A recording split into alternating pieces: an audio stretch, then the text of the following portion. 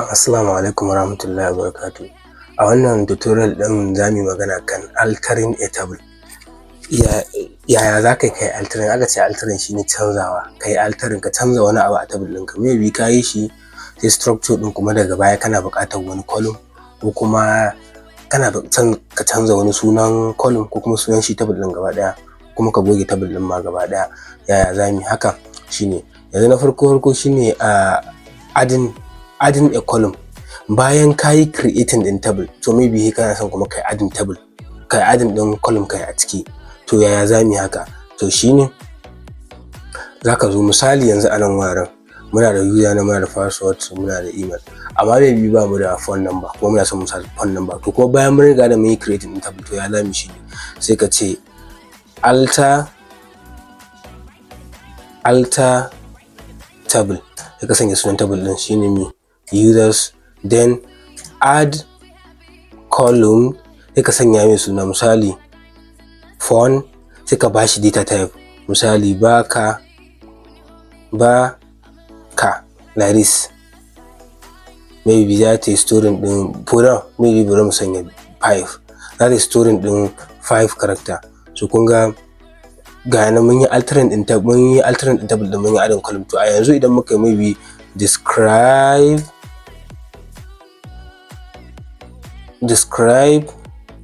users like this. Kun ga yanzu ga phone number nan warin, kuma kun ga yana da null. Mun ba mu sa mai not null ba. Inda za mu sa not null ɗin, to nan gaba za mu ƙara sa not null ɗin. So but amma yanzu kun ga nan variable character, ku ga nan phone number. So yanzu idan muka yi running ɗin, idan muka yi selecting ɗin the all users, za ku ga nan kowa null. Kowanne nan ba a sanya yi ba. Misali kun gani kowa null saboda yanzu aka ɗora shi kuma daga baya, da tun baya babu. So misali yanzu muna son mu sanya ma bature phone number. To kun ga za mu yi kenan, za mu ce insert into users, sai ka sanya phone number only, phone, then values, sai kai haka. Misali tunda variable character ce, misali ka sanya 0700703700 for instance, like that, sai kai kuma okay data too long. So kun ga mun manta, amma ba manta muka yi ba, dama da gangan nayi haka. Kun ga na sanya number ta yi tsawo, kuma iya shi number zai ɗauka nan warin 5 ce, amma kun ga na sanya shi ya kai 10. So misali bari in rage shi yanzu, in bar shi 5 ɗin. Username does not have a default value, failed username. Kun ga ba mu specifying ɗin insert into users, phone and the values. Sai mun sanya mu amfani da class and the where misali username equals to bature like this.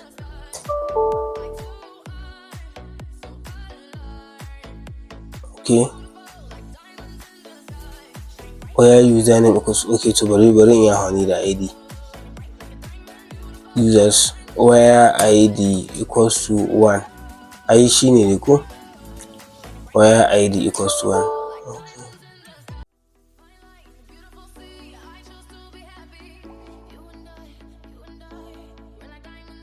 Okay, so kun gane problem ɗin shine ba inserting za mu yi ba yanzu, tunda yana da value, null ma is a value. So instead of mu inserting a cikin table ɗin, ba inserting za mu yi saboda already akwai value. Yanzu sai dai mu update, sai dai mu ce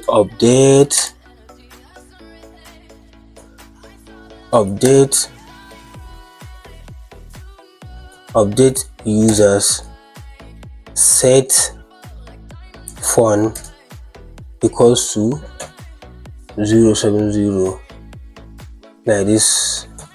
Sai mu ce where username is equals to bature like this. So yanzu zai yi lafiya lau, saboda wannan null din ma is a value na shafa na manta. So instead of kai inserting, ba za ka inserting ba, sai dai kai updating. Yanzu kun ga idan muka sanya gashi nan, yanzu idan muka sake yin selecting din su all, kuma ga na shi bature mun yi updating din daga null din mun maida shi wannan. So wannan shine kun ga yanzu a nan warin mun yi altering din table din mu, mun yi adding din wani column haka. So yanzu the next thing shine ya za a yi modifying din table. Misali data type din yanzu kun ga ai iya 5 yake doka ko iya 5 values. So ya kamata misali farko ka sa shi 5 sai kuma gano cewa number waya ta kai 11. So yanzu ya za ka yi shine sai ka sake yin alter table, sai ka ba shi suna users name, users sai ka duba operation din modify column, shine users sai ka ce modify column sai ka ba da sunan wannan din font. Kun ga font ko kamar yanzu haka ga nan font, sai ka yanzu wannan shine tsohon sunan shi, sai ka sake ba shi wani suna. Misali sai ka ce font, za ka maida shi misali font number for instance, sai ka ba shi baka a yanzu, sai ka specify maybe 11, za ta yi karin 11. Okay,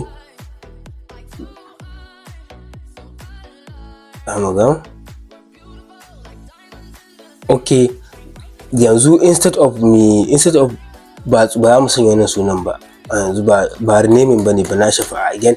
Instead of ba renaming bane ba, za mu ce alter table users modify column, mun ba shi suna, muka ba shi mun ba shi font ko, to za mu modify din data type din ce. To kun ga yanzu za mu sanya, kun ga yanzu gashi nan yayi, saboda ɗazu mun yi ƙoƙari ne mu canza suna, to ba sanin suna bane ba wannan modify column din, data type ne zaka canza, ko kuma kana son ka ƙara wani misali ko not null ko kuma wani abu makamancin haka. So kun ga yanzu idan muka sanya describe, in muka yi describing din users, yanzu za mu gani anan kun ga yanzu ya koma 11 instead of da before ba 11 bane ba. So yanzu wannan shine modify. Kun ga modify in zaka canza data type ko kuma kana son ka sanya wani constraint like unique or something. Yanzu misali bari mu ƙara, da mun sanya mai variable character, yanzu bari mu bashi unique constraint, unique like this. Okay, font baka bari mu bashi unique. Okay, duplicate column name font, muna da duplicate column, alter table users add column. Oh, a shi nan wurin kuma kai na line nan ne nan wuraren da na sanya add, ba add bane ba, kun ga modify ne muke yi. Yawwa to nan yanzu sai in sanya misali unique ne nake son in sanya ko unique constraint, sai in sanya unique like this, still line 1 users modify column font, bari in sanya baka. So kun ga yanzu sai na sanya mai data type din.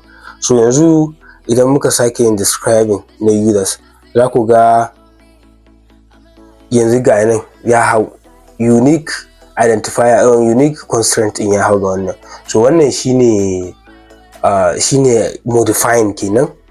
Insha Allah a ƙarshen wannan tutorial din kenan, a ƙarshen tutorial na gaba za mu ci gaba daga ya zamu mu canza ne sunan table, sunan column. Yanzu kun ga mun yi adding, mun yi modifying.